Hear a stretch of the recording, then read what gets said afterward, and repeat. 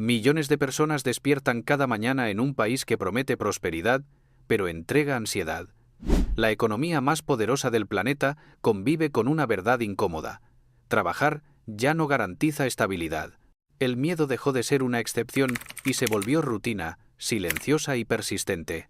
Mientras los titulares hablan de crecimiento y récords, en los hogares la realidad es otra. Los precios avanzan más rápido que los salarios, los gastos esenciales se comen el ingreso y una sola emergencia puede derrumbar años de esfuerzo. La distancia entre lo que cuesta vivir y lo que se gana se agranda cada mes. Este quiebre no es solo financiero, también es emocional. Padres que reducen sus comidas, trabajadores que suman turnos sin avanzar, familias que sobreviven al límite. Si este tipo de análisis te ayuda a entender lo que ocurre detrás de los números, suscríbete ahora. Aquí explicamos lo que otros no muestran, de forma clara y directa. Quédate hasta el final, porque vamos a revelar las 7 razones que están empujando a millones hacia la pobreza, cómo se conectan entre sí y por qué este fenómeno no es temporal, sino estructural. 1. Fragilidad financiera cotidiana. Estados Unidos, el país de la abundancia, vive una fragilidad silenciosa. La mayoría de los hogares no tiene margen para absorber imprevistos.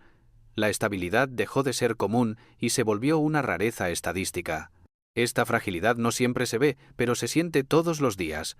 Se percibe en la tensión al revisar una cuenta bancaria, en el silencio antes de abrir una factura, en la ansiedad que acompaña cada decisión de gasto. Vivir así no es una excepción, es la experiencia cotidiana de millones que parecen estar bien desde afuera, pero caminan sobre una cuerda floja financiera. El problema no es la falta de trabajo, sino la falta de margen. Personas con empleo estable viven con calendarios mentales marcados por fechas de pago, no por planes a futuro. Cada quincena define qué se paga y qué se posterga. No hay espacio para errores, porque el error ya está presupuestado. Cuando el margen desaparece, el riesgo se vuelve constante. Un sonido extraño en el auto, una tos que no se va, una carta inesperada en el buzón generan alarma inmediata. No por el evento en sí, sino por lo que puede desatar.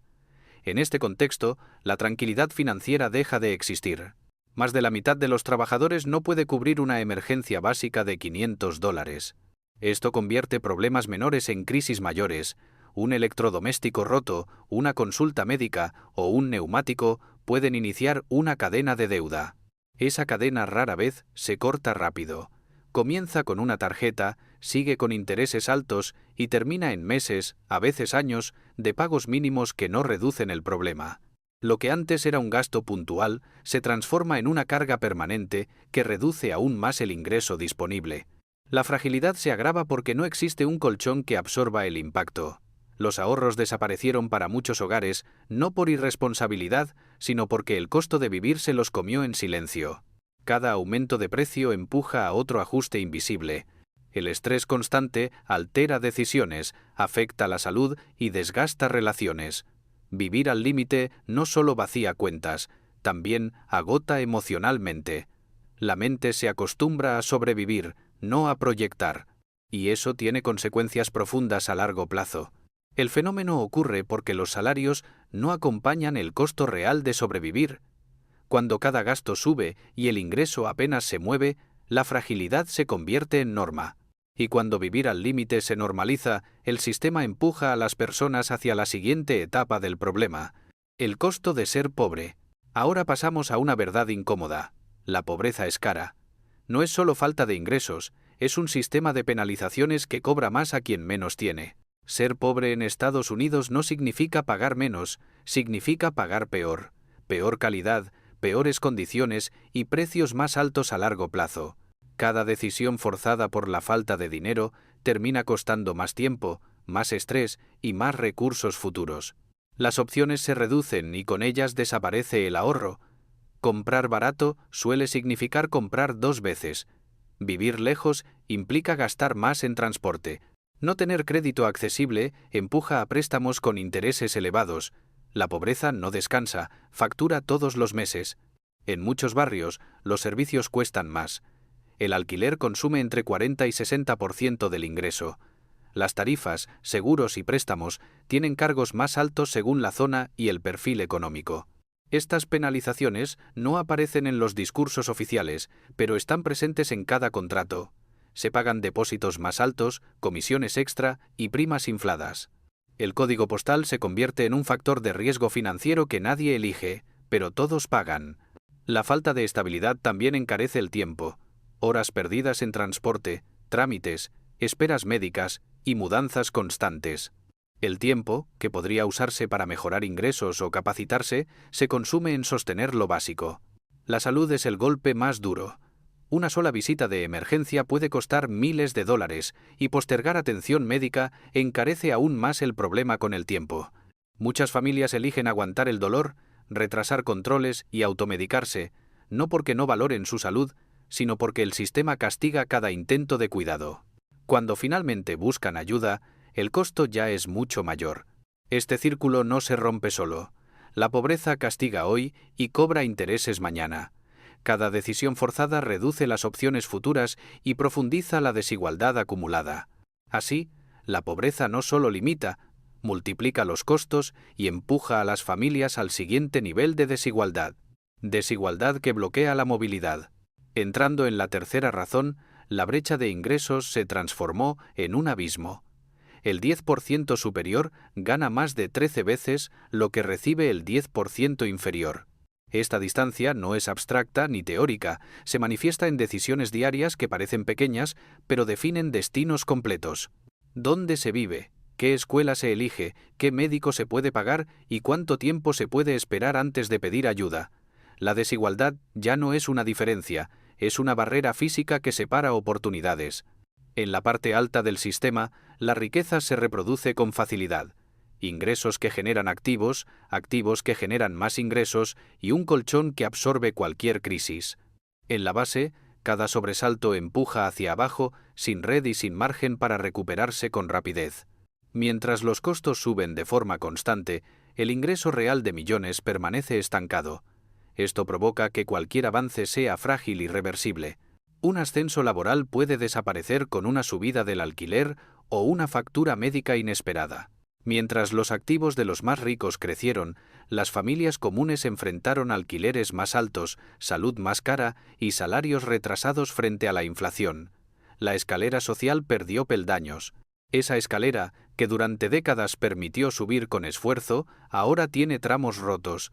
Se exige más preparación, más tiempo y más dinero para llegar al mismo lugar que antes. Muchos hacen todo bien y aún así no avanzan. El acceso a educación, vivienda y crédito se vuelve desigual desde el punto de partida. No todos comienzan la carrera en el mismo lugar, pero el sistema sigue midiendo el resultado como si así fuera. La movilidad se convierte en excepción, no en regla. Esta brecha también moldea expectativas. Cuando el ascenso parece inalcanzable, la motivación se erosiona.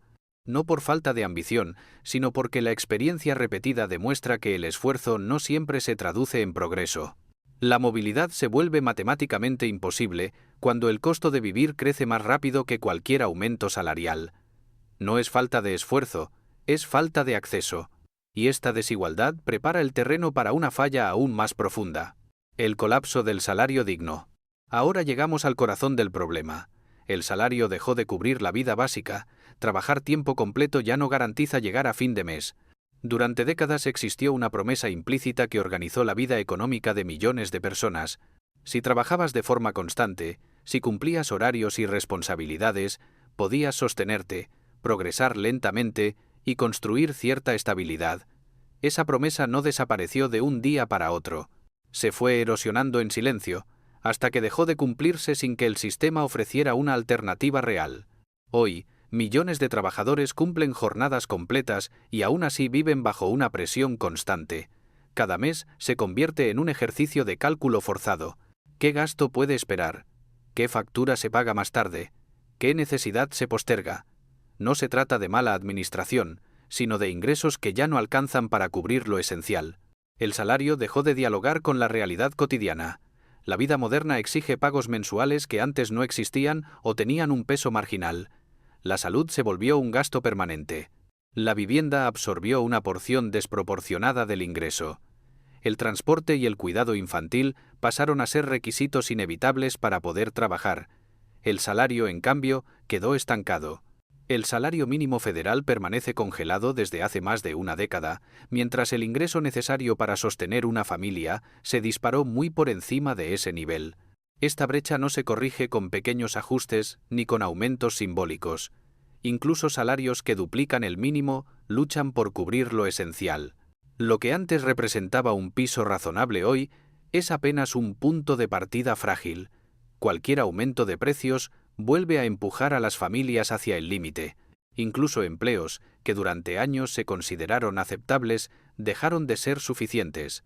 Vivienda, salud, cuidado infantil y transporte consumen la mayor parte del ingreso mensual, dejando un margen mínimo para cualquier otra cosa. El salario se gasta antes de llegar a la mitad del mes y la sensación de insuficiencia se vuelve permanente. El resultado es una economía donde el trabajo sostiene el presente, pero hipoteca el futuro. No hay espacio para el ahorro, la prevención ni la planificación. No se piensa en el próximo año, se piensa en la próxima semana. Todo el ingreso se consume en sobrevivir el mes actual. Este desajuste genera agotamiento físico y mental, jornadas largas, estrés acumulado y una sensación persistente de estancamiento. El esfuerzo aumenta, pero la recompensa no acompaña. Esa desconexión erosiona la confianza en el sistema y debilita la idea de que el trabajo sea un camino hacia algo mejor. Cuando el salario no alcanza, el crédito aparece como un parche inevitable. Tarjetas, préstamos y pagos diferidos cubren huecos temporales, pero a largo plazo agravan la fragilidad. Lo que hoy permite seguir adelante, mañana reduce aún más el ingreso disponible por intereses y obligaciones acumuladas. El colapso del salario digno no es un accidente ni una anomalía temporal, es una señal clara de que la estructura económica dejó de funcionar para quienes la sostienen con su trabajo diario. Cuando el trabajo no paga la vida, las personas buscan apoyo en sistemas que tampoco están preparados. Redes de ayuda desactualizadas. Seguimos con una razón clave. La red de contención social fue diseñada para otra época. Sus montos y reglas no reflejan el costo actual de vivir. Estos sistemas nacieron en un contexto histórico completamente distinto al actual. Fueron pensados para un país donde el alquiler no absorbía la mitad del ingreso, donde la atención médica no implicaba endeudarse de por vida y donde alimentar a una familia no requería decisiones de sacrificio permanente. Hoy, esa misma red intenta sostener una realidad mucho más cara, compleja y desigual, utilizando parámetros que quedaron congelados en el tiempo. El resultado es una brecha silenciosa entre la ayuda prometida y la ayuda real. En el papel, los programas existen y los fondos se asignan. En la vida cotidiana, ese apoyo se evapora apenas entra en contacto con los precios actuales. La asistencia llega, pero no alcanza, y cuando no alcanza, deja de cumplir su función básica de protección. Las familias que dependen de estas redes viven en un estado constante de incertidumbre. No saben si el beneficio continuará, si un pequeño cambio en sus ingresos los dejará afuera o si una revisión administrativa eliminará su única fuente de alivio. Esa inseguridad permanente convierte la ayuda en una fuente adicional de estrés. Las ayudas mensuales se diluyen en una sola compra de alimentos. Los beneficios de salud se pierden con pequeños aumentos salariales, castigando a quien intenta mejorar. Este mecanismo genera una contradicción profunda dentro del sistema.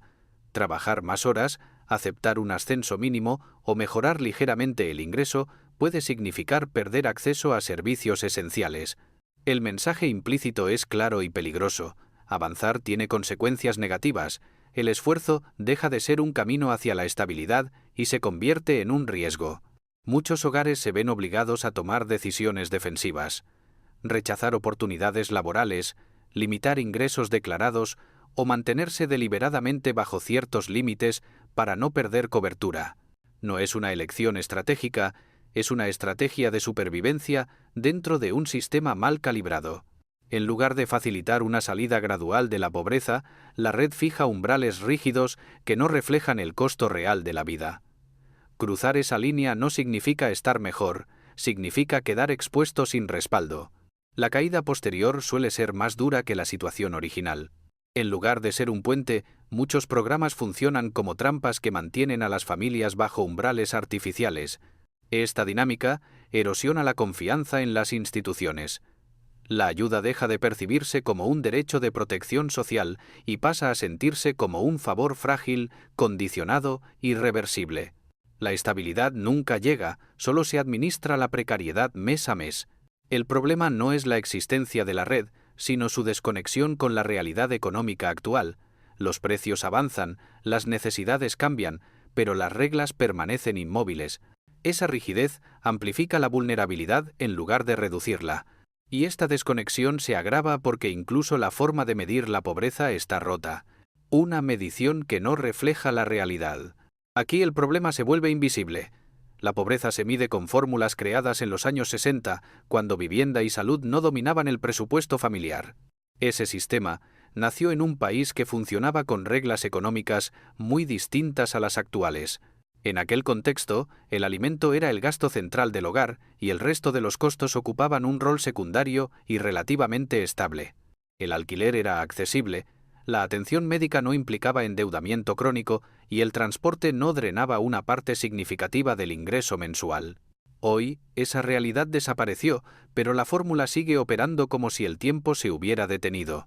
Con el paso de las décadas, el peso del presupuesto familiar se desplazó por completo. La vivienda se convirtió en el mayor gasto fijo, seguida por la salud, el transporte y el cuidado infantil. Son costos rígidos, inevitables y crecientes. Sin embargo, la medición oficial continúa minimizando su impacto, calculando la pobreza como si estos gastos fueran accesorios y no el núcleo de la supervivencia cotidiana. El resultado es una distorsión profunda entre los datos y la vida real. Sobre el papel, millones de personas quedan clasificadas como fuera de la pobreza. En la práctica, viven ajustando cada decisión, postergando pagos, acumulando intereses y sosteniendo una sensación constante de fragilidad. No tienen margen, no tienen ahorro y no tienen red, pero estadísticamente parecen estar bien. Esta ilusión estadística genera una narrativa peligrosa. Permite afirmar que la situación mejora o se mantiene estable, cuando en realidad el deterioro avanza de forma silenciosa. Familias que trabajan a tiempo completo y cumplen con todas sus obligaciones no logran estabilizarse, pero su esfuerzo queda invisible para los registros oficiales. Las cifras oficiales ignoran diferencias regionales, costos reales y deducciones modernas. Millones quedan fuera de los registros, aunque vivan en inseguridad constante. Vivir con un mismo ingreso no significa lo mismo en todos los lugares del país. El costo de sobrevivir cambia drásticamente según la ciudad, el estado e incluso el barrio. Un salario que parece suficiente en un promedio nacional puede ser completamente insuficiente en una zona con alquileres elevados y servicios caros. La medición ignora estas diferencias y borra las tensiones reales del día a día. Además, el sistema no considera cuánto dinero se pierde antes de llegar al bolsillo. Impuestos, seguros médicos obligatorios, transporte diario y otros gastos fijos reducen el ingreso disponible, pero la fórmula sigue contando ese dinero como si estuviera disponible para vivir. La pobreza se calcula con ingresos teóricos, no con dinero real. Esta invisibilidad tiene consecuencias directas. Si una familia no aparece como necesitada en los datos, no recibe apoyo. No porque no sufra, sino porque su sufrimiento no encaja en una fórmula obsoleta. El sistema no falla por intención, falla por desconexión con la experiencia cotidiana de millones de personas. Las decisiones públicas se basan en datos incompletos, lo que deja a muchas familias sin apoyo. Gobiernos y agencias diseñan políticas creyendo que la situación está contenida. Los recursos se asignan de forma insuficiente, los programas no alcanzan y la presión continúa acumulándose bajo la superficie. La brecha entre lo que muestran los números y lo que vive la gente se agranda año tras año. Cuando no se mide bien el problema, la presión psicológica y financiera se intensifica. 7. Deuda, estrés y el borde del colapso. Llegamos a la última razón. La deuda se volvió el salvavidas forzado. El país superó el $1 billón en tarjetas de crédito, usadas para cubrir necesidades básicas. La deuda ya no se usa para lujos ni para emergencias excepcionales que aparecen una vez al año. Hoy se utiliza para sostener la rutina diaria, para llenar el tanque, comprar alimentos, pagar medicamentos y cubrir parte del alquiler. Gastos que antes se resolvían con ingresos ahora dependen del crédito, transformando cada mes en una cuenta pendiente que nunca termina de cerrarse. Este cambio marca un punto crítico en el funcionamiento de la economía doméstica. Cuando una sociedad empieza a financiar su supervivencia con deuda, el problema deja de ser individual y se vuelve sistémico. No se trata de malas decisiones personales, sino de una ecuación que dejó de funcionar para millones de hogares al mismo tiempo, sin distinción de esfuerzo o responsabilidad. El crédito se convierte en una extensión artificial del salario. Permite seguir adelante por un tiempo, pero a un costo creciente. Cada compra financiada hoy es una presión mayor mañana. La deuda no resuelve la escasez, solo la desplaza hacia el futuro con intereses acumulados. Las tasas de interés superan el 22%, convirtiendo pequeñas deudas en cargas permanentes. El estrés empuja a decisiones de corto plazo que refuerzan el ciclo. Cada mes, una parte cada vez más grande del ingreso se destina únicamente a cubrir intereses. El capital apenas se reduce, incluso cuando se pagan montos significativos. La sensación es de avanzar sin progreso real, de cumplir con obligaciones que nunca se terminan. Esa frustración constante erosiona la salud mental y reduce la capacidad de pensar a largo plazo. El agotamiento financiero cambia la forma en que las personas toman decisiones. Bajo presión constante, el cerebro prioriza el alivio inmediato. Se posterga el ahorro, se aplazan planes y se acepta deuda adicional porque el presente ya resulta demasiado pesado. Es una reacción humana, pero profundamente peligrosa a nivel económico. Los ahorros de emergencia se agotaron y los retrasos en pagos aumentan. La resiliencia del consumidor tiene un límite, y ese límite se está alcanzando. Sin ahorros, cualquier imprevisto se transforma en una amenaza directa. Una reparación menor, una enfermedad leve o una reducción de horas laborales pueden activar una reacción en cadena. Pagos atrasados, penalizaciones, intereses adicionales y nuevas deudas aparecen rápidamente, empujando a los hogares hacia una espiral difícil de detener. Las señales de advertencia ya son visibles. Aumentan las cuentas en mora, se multiplican los pagos atrasados y los hogares estiran al máximo su capacidad de endeudamiento. El margen de maniobra desapareció y la estabilidad depende de que nada salga mal, algo imposible de sostener en el tiempo. Cuando el consumo se sostiene con deuda, el colapso deja de ser una posibilidad y se convierte en una cuenta regresiva. ¿Crees que este empobrecimiento es temporal o estamos frente a un cambio estructural que llegó para quedarse? ¿Qué crees que ocurrirá cuando millones de familias ya no puedan sostener su vida cotidiana con deuda y crédito? Lo que vimos hoy no son casos aislados ni errores individuales. Es un sistema que dejó de funcionar para una parte cada vez más grande de la población. Cuando trabajar no alcanza, cuando la ayuda no llega y cuando las estadísticas no reflejan la realidad, la presión no desaparece, se acumula. Déjanos tu opinión en los comentarios. Tu punto de vista ayuda a ampliar esta conversación y a entender cómo se vive esta crisis desde distintos lugares. Gracias por ver este contenido. Si quieres entender lo que realmente está pasando en Estados Unidos, suscríbete a El Verdadero Estados Unidos y activa las notificaciones para recibir cada nuevo video.